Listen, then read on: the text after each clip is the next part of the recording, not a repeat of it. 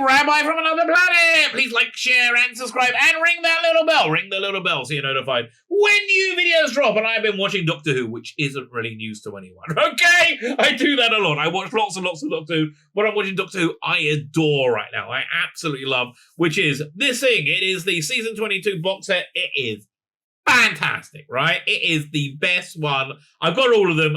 For me, it's the best one, which is interesting, really, because the great thing about these box sets is it helps you get to reevaluate stories that you know very well, right? I grew up watching it. I saw this in its first run, right? So it's really very, very much core part of me. But you get to reevaluate them. Doing it with season 24 was really good. But like reevaluating this one, I love these stories. Like I just adore all these stories.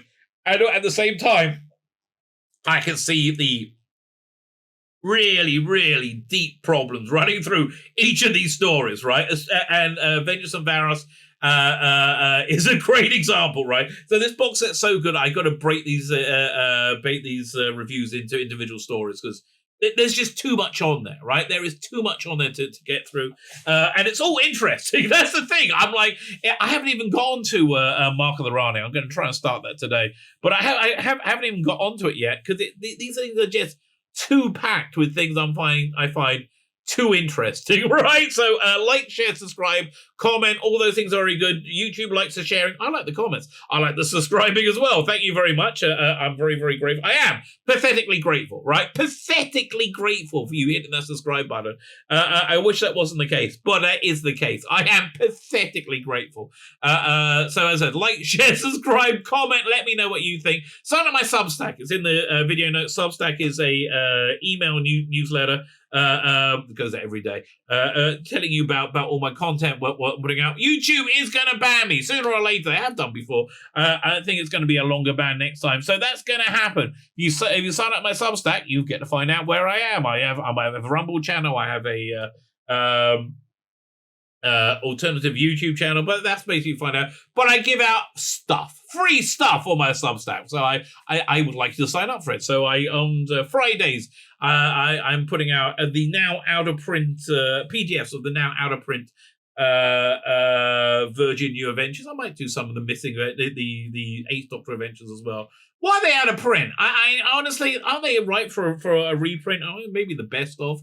It seems weird. It seems like an era is being melted away. So we get those. I have the backup comic strips from the early Doctor Who Weekly I put on there. I put out stuff I find interesting, right? I love doing Gallifreyan Guardian from like 15, 20, 25 years ago, right? To see what was new. So all that's on my free Substack. Sign up for it. I also have a paid one where I put out comic strips that I've done.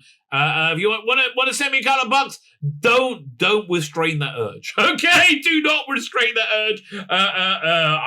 That's just my recommendation for you, and that is my rabbinical opinion. Fine, let's get into the review of Avengers of Varos. Just incredible box set. So let's talk about the story in of itself. So the problem I think season 22 has is a two-word problem. It's Eric Saward. Okay, why is Eric Saward like? What's going on? So looking at Doctor Who in the 80s, John Nathan Turner's run, you get to see how important a script editor is. The script editor basically ran the creative direction, ran creative of on the show, and you very much see that. So by the time he got to season 22, Eric Saward should have left. Right, he was very unhappy at the Colin Baker casting. He was very unhappy that he wasn't really being listened to. Right, and I don't think he really had any idea of what to do. So this season doesn't really have any direction. So also on this disc is an incredible interview with Michael Gray. Actually, you have two discs on this story. The incredible interview with Michael Gray by Matthew Sweet. Matthew Sweet is such a good interviewer. Right, he's such a good interviewer, and he also knows and loves Doctor Who. So I think he's such an important voice in Doctor Who fandom. But Michael Gray's criticism were completely on the money. Right, it was the show looked shabby, and the use of the extreme, overly graphic violence, which I don't think worked at all. I think really genuinely hurt Doctor Who. was desperation at not knowing what to do, and that really screams out. So this story, written by Philip Martin, got a great central Doctor Who-y idea that you end up and dealing with really interesting stuff. At the time, video nasties, right? That was the thing, like graphic content being made available. Blimey! Thank God they didn't have a time portal to 2022, right? Where they saw the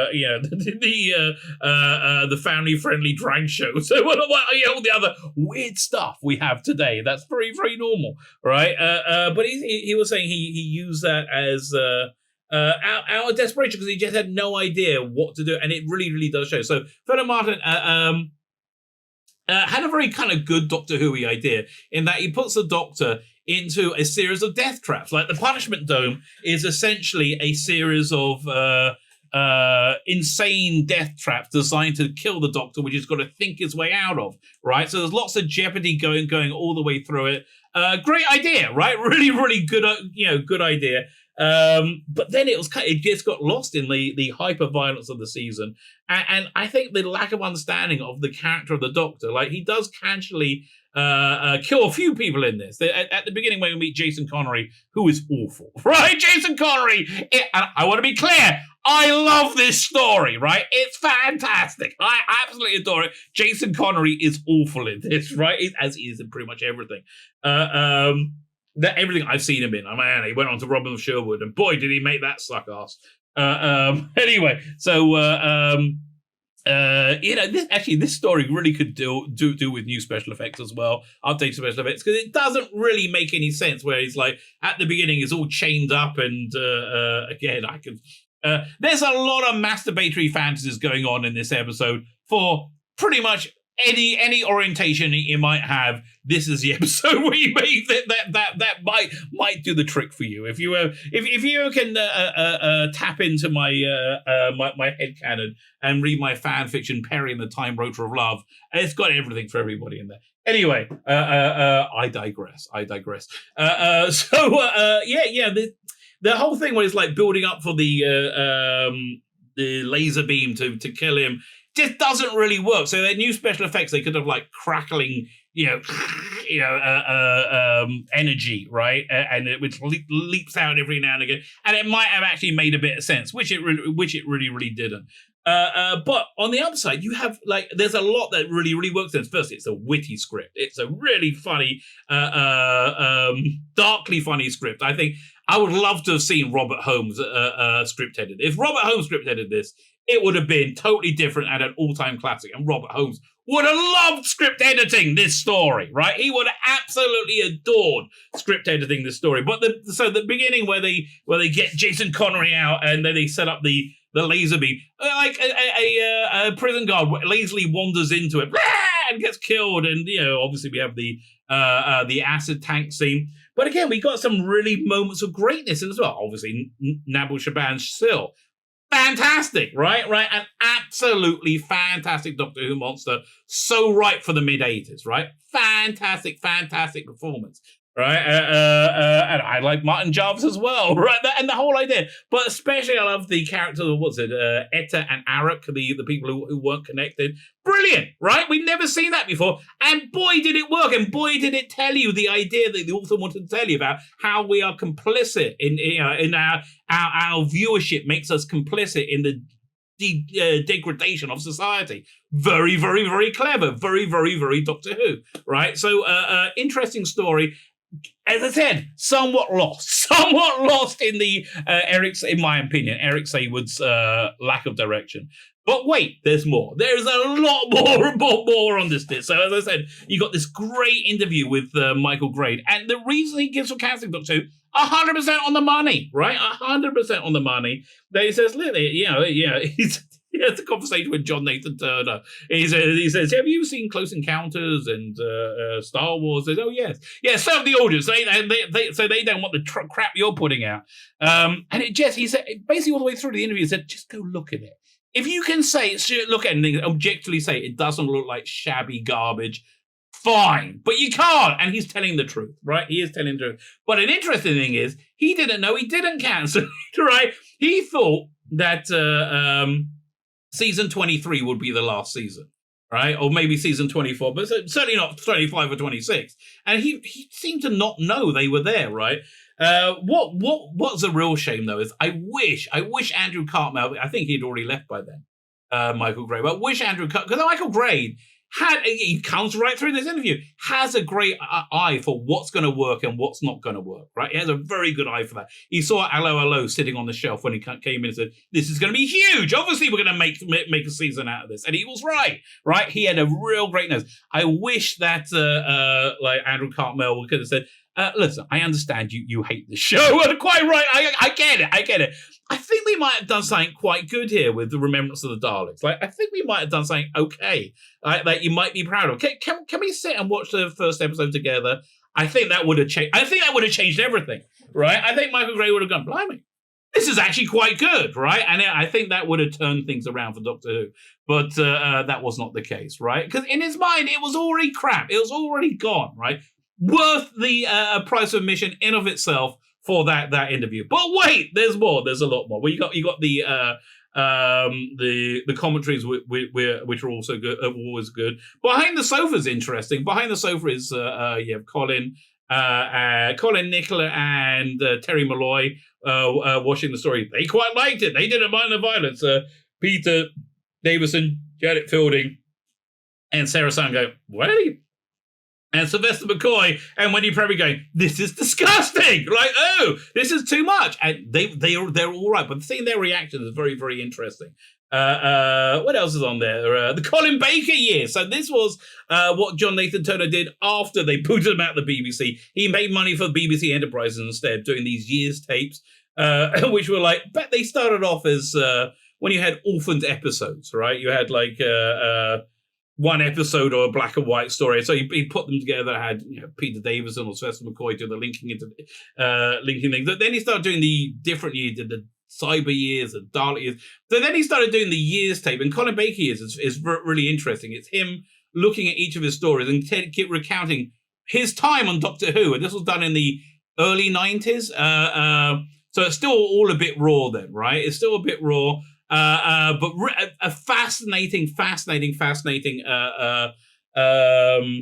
window onto that time, right? Into that time of life and onto life of Doctor Who. You also get the full slip back, which is kind of good. I like slip back. Right? Slip back was the radio thing they put out, which was on, which I liked at the time. I was the right age for it. Pirate Radio 4 was on in the summer and had a whole bunch of stuff, and you had to like listen to like a 3-hour program to get 2 10-minute episodes of Doctor Who or 5-minute episodes. So this puts it all together. Surprisingly good, right? It's surprisingly good. There's a good Ron Jones, the director interview. What's really interesting is points of view with Barry Took. We'll have a bit of Barry Took, where again people are writing and saying, "What is this? This is disgusting!" Right? This is from February 1st, 85. Yeah, and again, a fascinating window onto that time. There's another little documentary called The Idiot's Lantern dealing with Doctor Who's use of television medium. Again, this is pulled out from the DVD. Nabil Shaban was on a show called See Here, which I never watched at the time, which was it was like the handicapped person show, right? So yeah, so he was talking about the opportunities for handicapped actors. Again, great. It's about 6 minutes long. Really great. And then you got the making of Nice or Nasty, also hosted by Matthew Sweet, who's fantastic, right? He's such an asset to all the things. You got the photo gallery. You got extended cuts of the episodes. I didn't bother watching them, quite frankly. It's like. I like getting through the episodes in on themselves is funny. Don't do that. A chore. Now I'm going to find another 10 minutes for the extended version. Also, I don't think were they in HD. You got studio footage, photo galleries. Photo galleries never worked for me. I just never really understood why anybody would want them. But okay, photo gallery. Like you got the video here. I mean, and also listen, Perry in Turquoise Perry in HD. Cannot be underrated, right? Cannot in any way be underrated. So there you go. Obviously, this is a recommend. And it's fascinating. It's a recommend with clear, steely-eyed understanding of the real deep inherent problems that are in this show, right? And it really has deep inherent problems. Still a recommend from me, right? Still a recommend. Fantastic box set. Join me on the next video where I've got to watch it first, and probably it's going to take me a week or so to get through it. Where I go through Mark of the Rani, and again, if they want to do new special effects, the bit that I remember from Mark of the Rani is it's the rubber trees grabbing Perry, not in spandex, which I was quite offended by, quite frankly. Nowadays, they could do that with like the roots shooting up and grabbing them, and it wouldn't look awful, right? It wouldn't look awful, but never mind. Never mind. You'll get my bonus of Mark of the Rani after I watched it. My name's Tzvi Lebetkin, the Rabbi from another planet. Please like, share, and subscribe, and ring the little bell. Ring the little bell so you're notified when new videos drop.